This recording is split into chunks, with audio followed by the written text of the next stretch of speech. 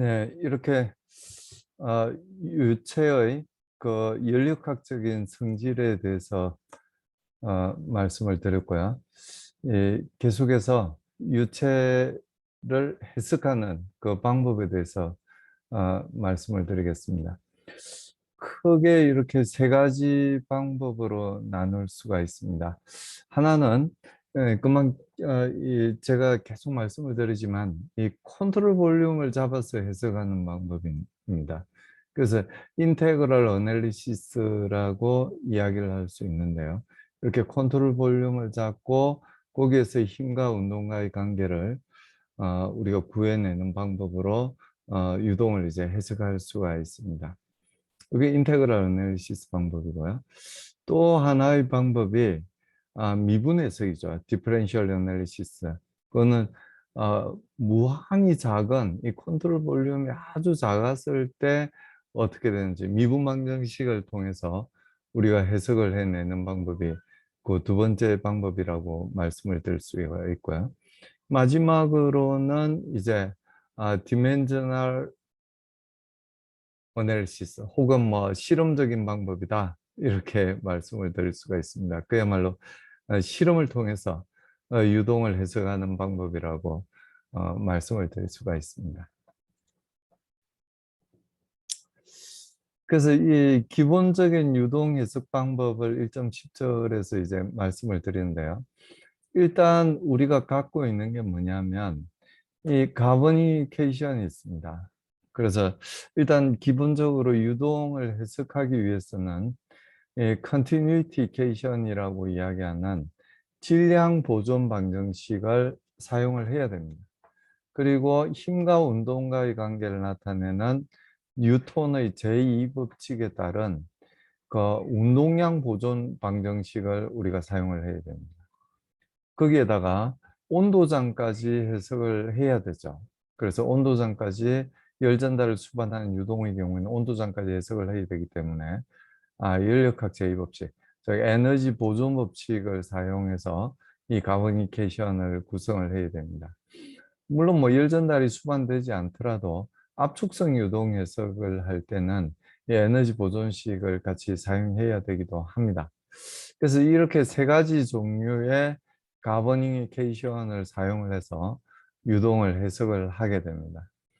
우리가 수학 시간에 배워서도 잘 아시겠지만 방정식만 있다고 솔루션을 구할 수 있는 건 아니죠. 바운더리 컨디션이 주어져야 됩니다. 이니셜 컨디션 혹은 바운더리 컨디션이 주어져야 됩니다. 그래서 시간에 따라서 이제 변하는 그런 유동인 경우에는 이니셜 컨디션을 사용을 해야 되고요. 그리고 시간에 따라서 변하던 시간에 대해서 변하지 않는 스테디 플로우든지 간에 이 바운더리 컨디션은 꼭 사용을 해야 됩니다. 그래서 솔리드 서피스에서 어떤 노슬립 컨디션이 생긴다든지 아니면 템퍼리처 점프가 생기지 않는다든지 아니면 노멀 플렉스가 없다든지 이런 바운더리 컨디션을 사용을 해야 되고요.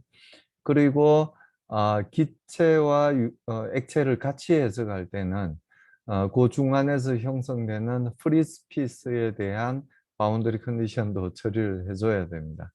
물론 뭐 기체와 액체뿐 아니고 액체 사이에서도 만약에 성층화돼 있다면 그런 인터페이스에서 속도나 아니면은 이 스트레스에 관해 스트레스라고 하면 힘에 대한 거니까요. 연속이어야 되는 그런 조건들을 우리가 사용을 하게 됩니다. 그래서 이런 세 종류의 방정식 그리고 바운더리 컨디션 그리고 이니셜 컨디션. 이니셜 컨디션은 언스테디인 경우에만 사용을 하게 되는데요. 시간에 따라서 디펜던시가 있을 때만 이니셜 컨디션을 사용을 하게 되고 바운더리 컨디션은 시간에 대해서 디펜던시가 있든지 없든지 간에 다 사용을 해야 되는 컨디션입니다.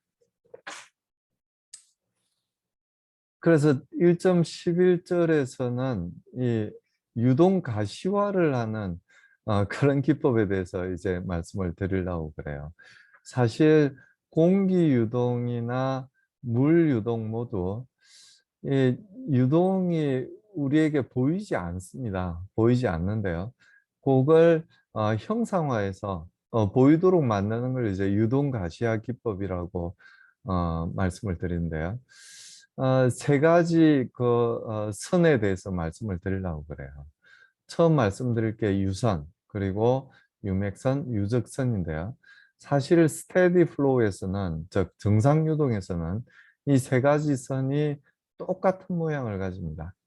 이 아래쪽에서 보시는 그림들은 너무 아름답지 않습니까? 너무 예쁜 선들을 만들어냈는데요. 제가 직접 한 건 아니고 딴 분들이 하신 걸 가져온 그림들입니다. 유동이 어떻게 흘러가는지, 어떻게 세컨더리 플로우, 리스큘레이션이 생기는지가 아주 잘 드러나 있는 그런 그림이라고 말씀을 드릴 수가 있습니다. 이 그림을 보면 왼쪽 위 기퉁에 리스큘레이션이 생기는 걸, 재순환이 생기는 걸 확인을 할 수 있고요. 메인스트림은 우측 위쪽에서부터 유동이 들어와서 우측 아래쪽으로 돌아서 나가는 그런 유동을 보여주고 있고요. 이 실린더 같이 생겨 있는 이 벽 뒤로는 다시 재순환 영역이 제법 크게 형성이 되어 있는 걸 우리가 유동가시화를 통해서 관찰을 할 수가 있습니다. 사실 이런 재순환 영역이 존재를 하게 되면 유로가 좁아지는 효과를 가지게 됩니다. 그래서 여기서는 유동이 흘러가는 게 아니라 계속 뺑뺑뺑뺑 돌기 때문에 유동이 이제 흘러가는 길로서 사용을 할 수 없는 영역이 됩니다. 그래서 이 토목공학 하시는 분들은 이 부분을 이제 사수부라고, 물 숫자에 죽을 사자, 어, 사수부라고 이야기를 하기도 하는데요. 우리 기계공학에서는 이제 재순환 영역이라고 이제 주로 이야기를 하게 됩니다. 이 아래쪽에 크게 보이는 이 재순환 영역이 존재를 하게 되는데, 재순환 영역이 존재를 하게 되는데요. 이 부분은 금방 말씀드렸듯이 유동이 흘러나가거나 들어올 수 있는 그런 부분이 아닙니다. 요 내에서 이제 계속 재순환을 하기 때문에 실제 유동은 이 재순환 영역이 아닌 부분으로만 유동이 진행을 하게 됩니다. 그래서 이 부분이 없으면 속도도 더 완만하게 흘러가게 될 거고요. 속도가 완만하게 흘러가게 되면 벽면과의 속도 구배가, 즉 velocity gradient가 작아지기 때문에 이 손실 자체도 아주 줄어들게 됩니다. 그래서 유체과학 하시는 분들은 이 재순환 영역을 줄이는 것이 아주 큰 과제라고 말씀드릴 수 있고요. 제가 박사 과정에서 공부한 내용도 이제 난류에서의 열전달 촉진에 관한 그런 연구를 했었는데, 이런 재순환 영역이 있으면 열전달에도 큰 지장을 받게 됩니다. 그래서 이런 부분을 되도록 없애는 게 유체학 공부하는 사람들이 하는 내용 중에 하나라고 말씀드릴 수 있습니다. 오른쪽 그림은 똑같은 이제 유동이긴 한데요. 이건 속도 벡터를 나타내는 그림입니다. 속도 벡터를 나타내는 그림이고, 이렇게 진하게 이제 표시되어 있는 이런 부분들이 리스큘레이션 리전, 요 실린더 같이 생긴 요 아랫부분에도 이제 리스큘레이션, 이 반대 방향으로 메인스트림은 좌에서 우로 이렇게 흘러가는데 거꾸로 이렇게 유동이 형성된 게 보이시죠? 이렇게 뺑뺑 돈다는 이야기예요. 요 정도 영역은 뺑뺑뺑뺑 돌고 있다는 이야기입니다. 그래서 아래쪽엔 속도가 더 빠른 속도로 유로가 좁아지기 때문에요. 더 빠른 속도가 관찰될 수밖에 없는 거죠. 그래서 이런 형태의 그런 유동 과시화를 통해서 우리가 관찰을 할 수 있게 됩니다. 저 왼쪽 그림에서 보이는 선들은 실험적으로 관찰된 유선이라고 말씀을 드릴 수가 있고요. 전산유체역학에서도 이런 전산유체역학에서는 이런 속도 분포를 먼저 구하게 됩니다. 이 속도 분포로부터 이제 유선을 구해내게 되는데요. 그런 과정을 다음 슬라이드에서 말씀을 드리도록 하겠습니다. 유선은 이제 어떻게 그리느냐 하면은 어떻게 유선 함수를 구하느냐 하면은 이, 이 유선은 이 속도 벡터에 대해서 탄젠셜한 방향으로 쭉 이은 게 유선이라고 이야기를 할 수가 있습니다. 그냥 문학적으로 이야기하자면 유체가 흘러가는 경로다. 이렇게밖에 설명을 드릴 수가 없는데요. 수학적으로는 이 벡터의 속도 벡터의 탄젠셜한 라인을, 그러니까 속도 방향을 따라서 쭉 이어나간 게 유선이라고 말씀을 드릴 수가 있습니다. 그래서 요게 이제 유선을 나타내는 식이 되는데요. 이 X축하고 이루는 각도를 알파, 베타는 Y축하고 이루는 각도, 그리고 감마는 Z축하고 이루는 각도라고 말씀을 드릴 수가 있고요. 요건 이제 속도 벡터를 나타내는 겁니다.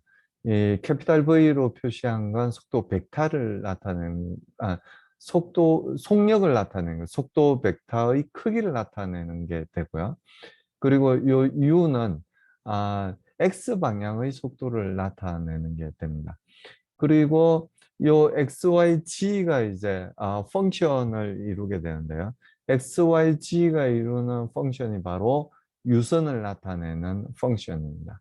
요 R 벡터, 요 R은 뭐냐면은 요 방향이에요. 이 속도 벡터의 방향, 즉 유선의 방향이 됩니다. 유선의 방향. 뭐 유선의 길이라고 해도 괜찮고요. 그래서 이 dr분의 dx, 즉 캐피탈 V분의 U, 이 캐피탈 V, 요 속도 벡터에 대해서 이 U, X 방향의 속도가 이루는 비율, 그 비율하고 뭐하고 같아야 되냐면은 이 dr하고 dx, 요게 dr 벡터죠. 요 dr 벡터하고 요 dx가 이루는 그 비가 같아야 됩니다. 그래야만 이 속도 벡터를 따라서 선을 그릴 수가 있는 거거든요. 그리고 마찬가지로 y 방향에 대해서도 마찬가지로 이 v분의 캐피탈 V분의 v, 이 v는 이제 속도의 y 방향 성분이 되겠죠. y 방향 성분이 됩니다. 여기 표시해 뒀죠. y 방향의 성분. 그래서 요게 이루는 그 각도가 이제 요 축가 이루는 각도가 이제 베타가 되고, 요 값이 이제 코사인 베타가 되는데요. 요 값하고 역시 마찬가지로 이 유선을 이었을 때 dr분의 dy가 이루는 각도가 같아야 됩니다. 그래서 속도가 이루는 각도하고 유선이 이루는 각도가 x, y, z 세 방향으로 전부 같아야 된다는 이야기예요. 그래서 요 식을 우리가 정리를 해보면 요렇게 구할 수가 있어요. u분의 dx, v분의 dy, w분의 dg는 캐피탈 V분의 dr, 요 값이 전부 같아야 됩니다. 그래서 요 미분 방정식을 해석을 하게 되면 이 x, y, z 사이에서의 관계식을 구할 수가 있게 되고요.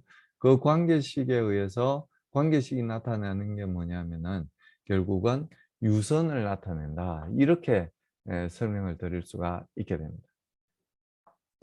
그래서 이 왼쪽 그림을 보시면 이제 분명히 이해를 하실 수 있으리라고 생각이 되는데요. 요 화살표로 표시되어 있는 이 벡터들이 바로 속도 벡터입니다. 그래서 이 속도 벡터의 탄젠셜한 라인으로 쭉 이은 게 유선이에요. 요 아래쪽 선들, 요 네 개의 선이 다 마찬가지입니다. 이 속도 벡터에 대해서 탄젠셜한 라인들을 쭉 이으면 아, 이 유선을 우리가 구할 수가 있게 된다는 이야기죠. 그래서 어, 잘 생각을 해보시면 이 유선 위에 있는 이 입자들은, 유체 덩어리들은 이 유선을 따라갈 수밖에 없어요. 유선을 따라갈 수밖에 없습니다. 왜냐하면은 이 유선의 방향하고 속도의 탄젠셜한 방향이 똑같을 수밖에 없잖아요. 왜냐하면은 속도의 탄젠셜한 방향을 쭉 이은 게 유선이니까 유선 위에 있는 유체 덩어리들은 탄젠시얼한 방향의 속도 성분밖에 없어요. 노멀한 방향의 속도 성분이 없습니다. 그러니까 요 위에 있는 요 선 위에 있는 유체 덩어리들은 요 선을 따라갈 수밖에 없고 요 선을 벗어날 수 없다는 이야기죠. 이 두 번째 선도 마찬가지예요. 두 번째 선 위에 있는 유체 덩어리들은 요 두 번째 선을 따라갈 수밖에 없습니다. 그럼 요 중간에 있는 유체 덩어리, 이 첫 번째 선과 두 번째 선의 중간에 있는 유체 덩어리들은 어떨까요? 요 두 선 사이를 계속 움직일 수밖에 없다는 이야기예요. 여기서 노멀한 방향의 속도 성분이 있어야만 요 선을 벗어날 수가 있거든요. 근데 노멀한 방향의 속도 성분은 0이잖아요. 원래부터 이 유선을 만들 때 우리가 수식어로도 이제 확인을 할 수가 있지만 선을 만들 때부터 탄젠셜한 방향으로만 쭉 연계 유선이기 때문에 유선을 벗어날 수가 없고 또 더 나아가서는 이 두 선 사이에 있는 유체 덩어리들은 전부 이 두 선 사이에서만 존재를 할 수밖에 없다는 이야기예요. 이 두 번째 선하고 세 번째 선도 마찬가지예요. 요 사이에 있는 유체 덩어리들은 요 사이로밖에 흘러갈 수가 없습니다. 이 오른쪽에 있는 그림은 이 3차원적으로 봤을 때 이야기입니다. 그래서 요건 이제 유관, 그러니까 스트림 튜브라고, 스트림 라인이 아니죠. 스트림 튜브라고 이야기를 하는데, 역시 마찬가지로 이 유선이 이루는 요 튜브가 있다면 요 튜브 밖으로는 나갈 수가 없습니다. 요것도 이 3차원적으로 봤을 때 이 속도 벡터의 탄젠셜한 라인을 쭉 이은 것들이 스트림 라인이 되고 걔들이 모여 있는 게 스트림 튜브가 되기 때문에 이 밖으로는 나갈 수 없어요. 그러니까 이 표면에 있는 유체 덩어리가 이 튜브 밖으로 나가기 위해서 나가거나 아니면 들어가기 위해서는 노멀한 방향의 속도 성분이 있어야 됩니다. 근데 노멀한 방향의 속도 성분은 없을 수밖에 없는 게 계속 반복해서 말씀드리지만 속도의 탄젠셜한 방향, 평행한 방향이죠. 탄젠셜한 게. 노멀하다는 게 직각이고요. 평행한 방향으로만 쭉 이었기 때문에 이 직각 방향의 속도 성분이 없어요. 아예 데피니션 자체에서 그 밖으로 나가는 속도 성분, 노멀한 방향의 속도 성분이 없습니다. 그래서 요 스트림 튜브를 우리가 구했다면 이 튜브 안에 있는 유체 덩어리들은 튜브 안에서만 움직일 수밖에 없다. 요렇게 말씀드릴 수 있고요. 역시 마찬가지로 요 튜브 안에서 유선을 그린다면 그 유선을 따라서 역시 움직일 수밖에 없는 게 아주 자명한 사실입니다. 그리고 이제 마지막으로 이제 말씀드릴 내용이 유적선에 관한 내용인데요. 유적선은 패스라인이라고 이야기를 합니다. 그래서 요건 어떻게 설명드릴 수가 있냐면은 어떤 유체 덩어리가 움직이는 걸 계속 관찰하는 거예요. 계속 관찰합니다. 아까 유선은 이제 이 탄젠셜한 방향으로 쭉 이은 게 유선이라고 말씀드렸지만 이 패스라인, 유적선은 뭐냐면 이 유체 라그랜지안 관점에 요 유선을 따라서 계속 관찰을 하는 겁니다. 그러니까 마치 어떤 거하고 똑같으냐면은 우리가 별을 카메라 셔터를 열어놓고 별 사진을 찍으면 별이 움직이는 그 선을 우리가 관찰을 할 수 있어요. 혹은 자동차가 움직이는 도로의 야경을 찍으면 이 자동차의 후레쉬, 이 라이터가 이 빛을 밝혀주고 계속 앞으로 움직이는 그 선을 관찰을 할 수가 있습니다. 그 선이 말하자면 유동가시아에서 유적선과 똑같은 선이라고 말씀을 드릴 수가 있어요. 그래서 어떤 포인트에서 이 연기를 잠깐 피우는 연기를 계속 피우는 건 아니에요. 연기를 계속 피워두면 그건 유맥선이 되는 거고요. 어느 순간에 연기를 잠깐 떨어뜨려 주고 카메라 셔터를 열어서 그 유체 덩어리가 어떻게 움직이는지를 우리가 관찰하는 게 바로 유적선입니다. 그래서 유맥선하고는 그런 차이가 있어요. 유맥선은 연기를 그 어떤 포인트에서 연기를 계속 피우게 됩니다. 계속 피우면 그 연기가 이렇게 흘러가는 게 보이는데요. 그건 유맥선이 되고, 한번 연기를 주고 카메라 셔터를 열어서 그 유체 덩어리, 그러니까 그 연기 덩어리들이 어떻게 움직이는, 아니면은 물감이 어떻게 움직이는지를 카메라 셔터를 열어놓고 촬영을 하면은 우리가 얻을 수 있는 게 유적선, 즉 패스라인이 됩니다. 그래서 유적선을 구하는 식은 뭐 아주 간단하죠. 이렇게 u를 시간에 대해서 계속 적분을 해 나가면 x를 구할 수 있고요. y도 마찬가지로 속도 v를 시간에 대해서 계속 적분해 나가면 y의 좌표를 구할 수가 있습니다. 그래서 0에서부터 어떤 t라는 시간까지의 위치를 우리가 전부 지정을 해줄 수가 있는 거죠. 그래서 수학적으로는 이렇게 표현이 되고, 실제 실험적으로는 아까 말씀드렸듯이 잠깐 연기를 아주 짧은 시간 동안 연기를 만들어주거나 물감을 떨어뜨려주거나 기포를 만들어줘서 개들이 움직이는 걸 카메라 셔터를 열어서 관찰하는 게 유맥선이다. 이렇게 말씀을 드릴 수가 있습니다. 이상 1장은 모두 마치도록 하겠습니다.